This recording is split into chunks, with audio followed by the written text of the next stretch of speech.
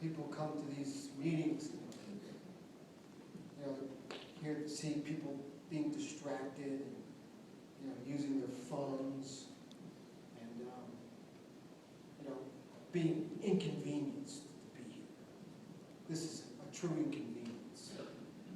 You're inconvenienced because you had to pay a big fine and lose your license, right, for X amount of weeks or months.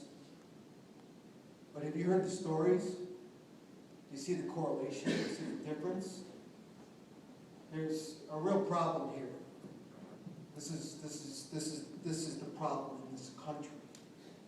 Is that we don't take this serious enough. My personal opinion is, unless and until first-time offenders go straight to jail, this is just going to repeat. Numbers, thankfully, have come down from 18 to like a little bit over 10, 11, between 10 and 11, which is good. So something's happening. People are becoming more responsible. But in order for those numbers to be eliminated, unfortunately, it's the long arm of the law that has to come down.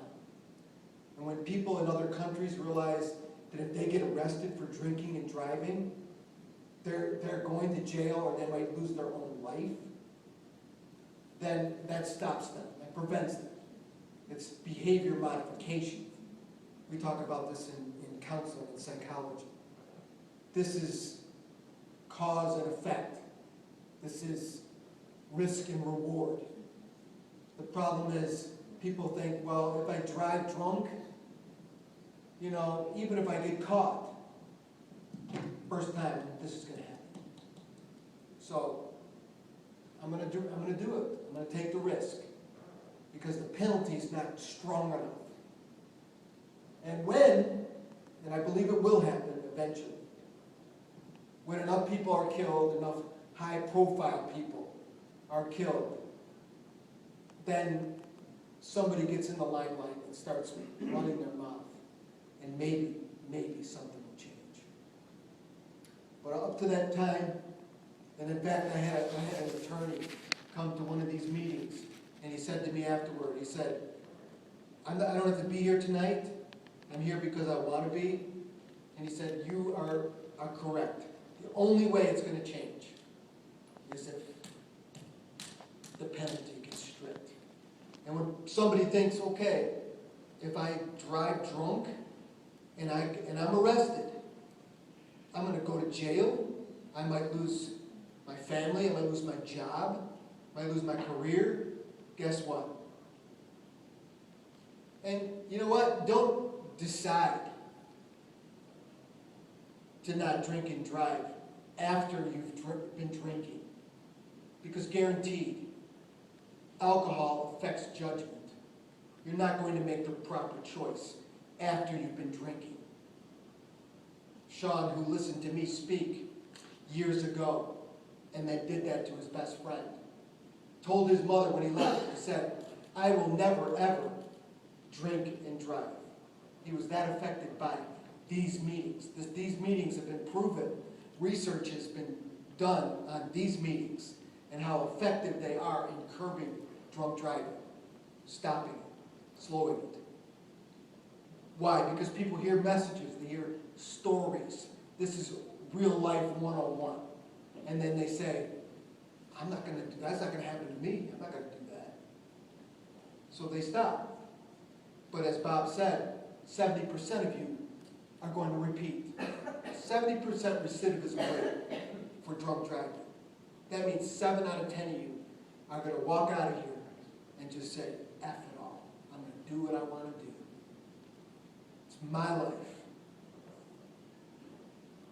I think we have two major problems. One is the obvious drinking and driving problem. The other is drinking.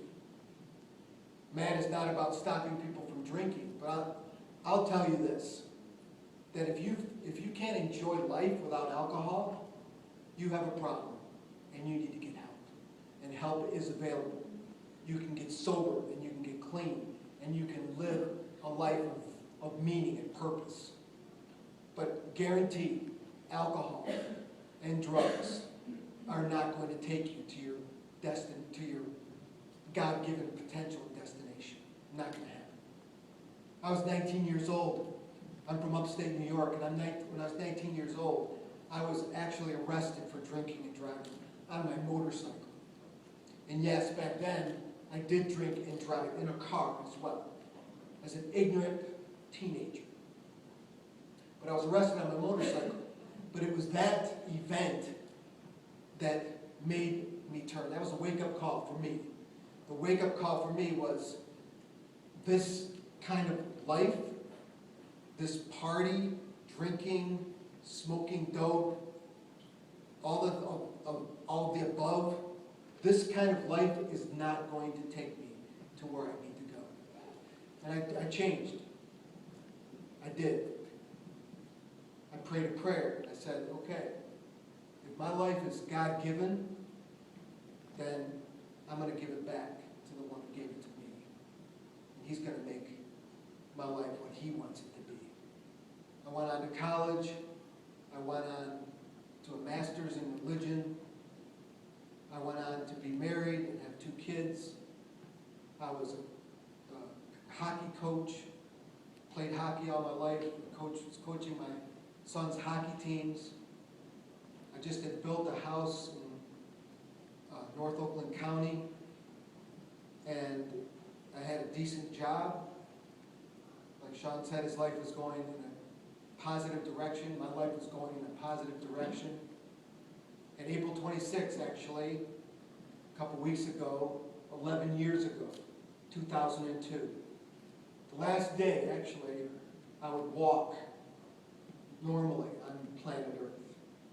I left my place of employment, said goodbye to everybody, got in my 2-door Blazer and went up northbound on Baldwin Road. Went up to about Walden Road area. There's a Kroger there. I stopped in there to get something for dinner. It was Friday night at 6:30 in the evening. Paid the checkout, got in my 2-door Blazer, put on my seatbelt, proceeded northbound on Baldwin Road. And if you're familiar with that area, you'll know that there's some winding turns just north of Baldwin on just north of Clarkston Road. And there's a field off to the right going north on the east side. And I didn't realize that day, a young lady, 38 years old, had been drinking all day. Amazingly, a few years ago, after one of these meetings, a guy came up to me and he said, I know that lady, I was there that day. She's my neighbor. She was intoxicated. The story was her boyfriend or her significant other had committed suicide in front of her about a year before that. So this was how she was coping. And for many people, alcohol is a coping strategy.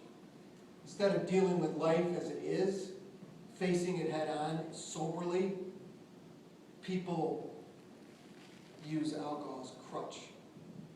And I guarantee you, when you start abusing alcohol, and there is use and abuse, we're not against drinking, but when you abuse alcohol, the moment you begin to abuse it, you stop growing as a person. The coping mechanisms go out the door. You no longer face life as it truly is to be faced. So that's what she was doing. She put her 2 children in the back seat of her Saturn and 2 of the neighbors' kids. And that's what this guy was saying. He's scratching his head wondering, why in the world would the neighbors let their kids go with her, knowing that she had been drinking? We don't know. We'll never know. Head southbound on Baldwin Road, got in those winding turns. A week later, I woke up in Beaumont Hospital. The first voice I heard was my sister from Atlanta, Georgia.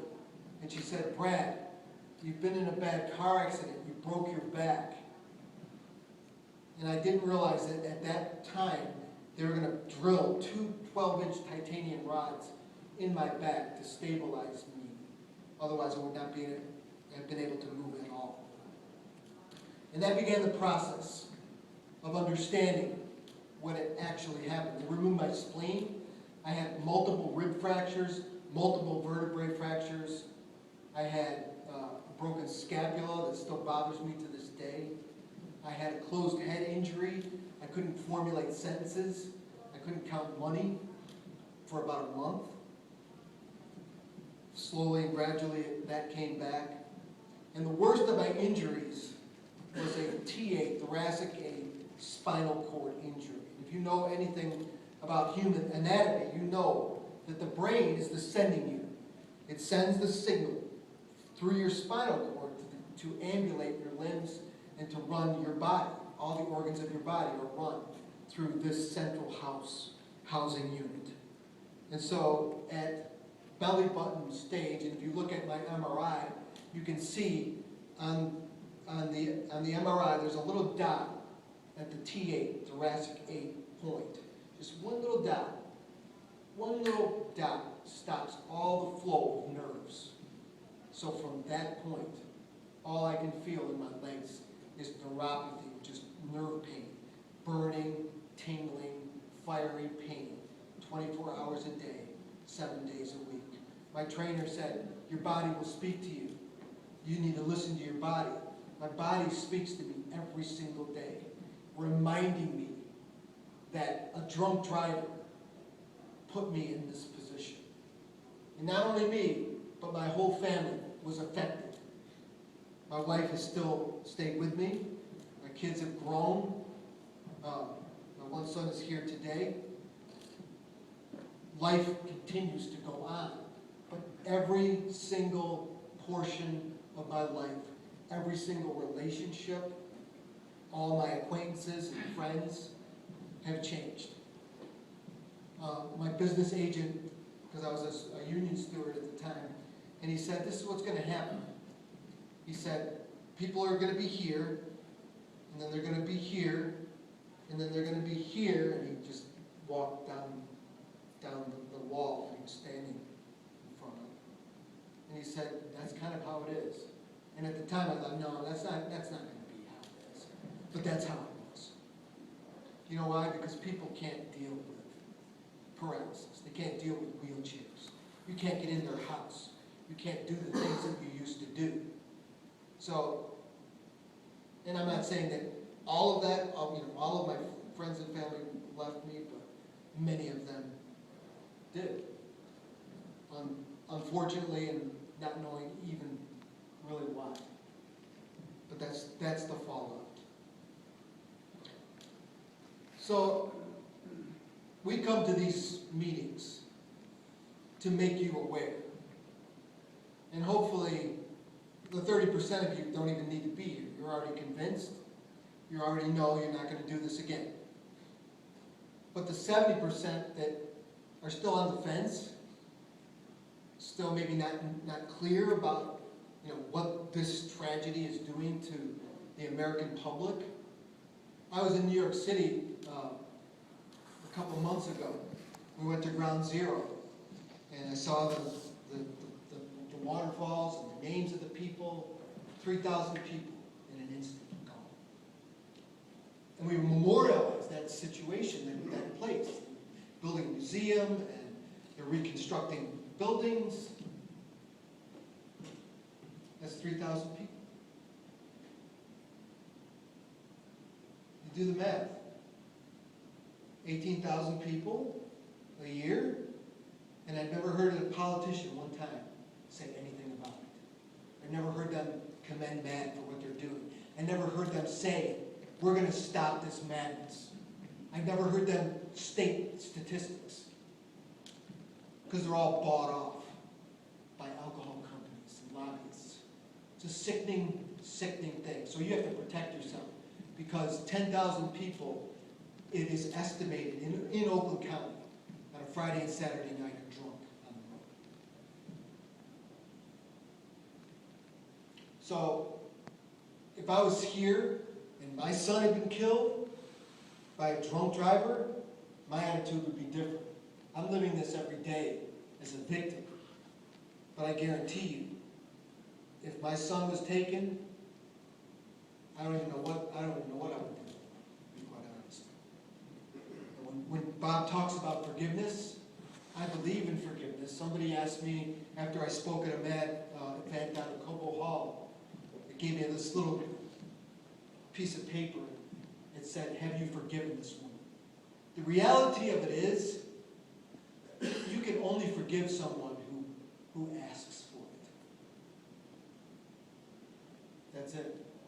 You can be ready to forgive, but it's not complete until somebody seeks it. That's it. So in Bob's case, and in my case as well, the person that did this to me never sought me out, never asked for forgiveness, never humbled themselves to say, "I'm sorry." That's tough to deal with. I always like to close with something inspirational and positive. I just completed a degree in mental health counseling. And in my graduate program, I read this book. It was called Man's Search for Meaning by Viktor Frankl. And the book is about this man's life in the concentration camps in World War II, and how he went through this process and watching his friends and his associates die in these concentration camps. And the long story short is that he finally got out, and he continued his practice as a psychologist. And he said, in conceptualizing the three things that people need in their lives. And they say, well, you say, why do you talk about this in a magazine? You know why? Because when you can gain these three concepts and live them out, you're not going to drink and drive. I believe in changing. The change comes from within. So the first thing that Victor said was that a man and a woman both need a purpose, need a noble cause, need something to live for, something to get up in the morning for, not just survival, but something that grabs you, something that motivates you, something that causes you to live and want to be better. There's an old story in the Old Testament about King David and Goliath. Everybody's heard the story. But one thing David said when he saw Goliath, he said, "Is there not a cause? Who is this Philistine who defies us? Is there not a cause?" First thing, you have to have a cause, a purpose, a goal. The second thing Victor said, he said, a person needs to have someone to love. People want to be loved, they want to be accepted and appreciated all day long. That's a core human wish and desire. But have you ever thought that you need to exercise love towards someone, to actually find someone to love? If you can connect with somebody, and this has been proven out throughout the time that people live on the planet, as they get older, they have fewer and fewer friends. If you ask many men in their 30s, 40s, 50s, how many friends they have, they can usually count them on one hand, if they can count them at all. Friendship is a thing of the past. But if you can connect with somebody and find someone to love and engage with, that's one thing that's going to keep you in the game of life. The third thing he said a person needs is that they need strength, inner strength, when inevitable suffering is going to come upon them. We're here on planet Earth, guess what? Nobody's getting out alive. You're going to go through some hell somewhere along the line. Suffering is a part of the human experience. The question is, what are you going to do if and when it comes, and to the degree that it comes? Are you going to engage your faith? Are you going to draw strength from friends and family? Or are you going to curse God, curse life, become bitter and depressed, like many people do, and then they turn to the bottom. This is a pattern.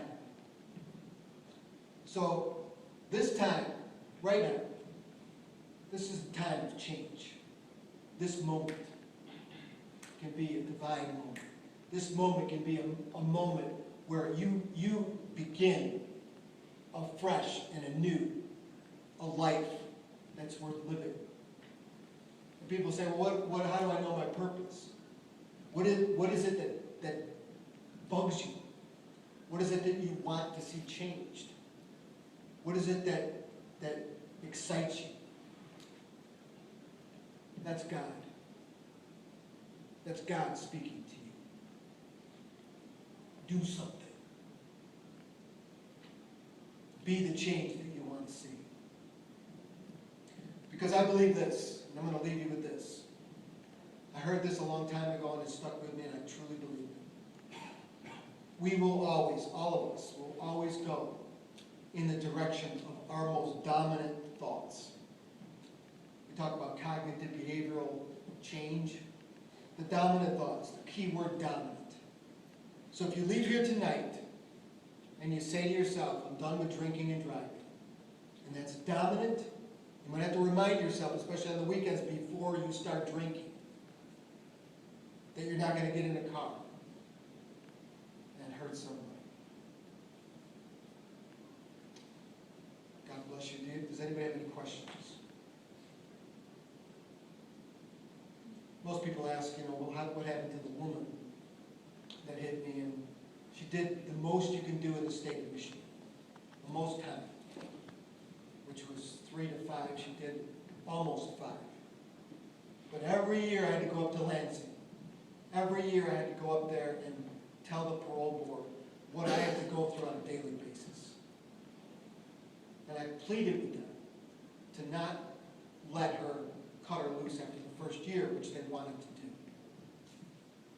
If you want justice, I guarantee you have to fight for it.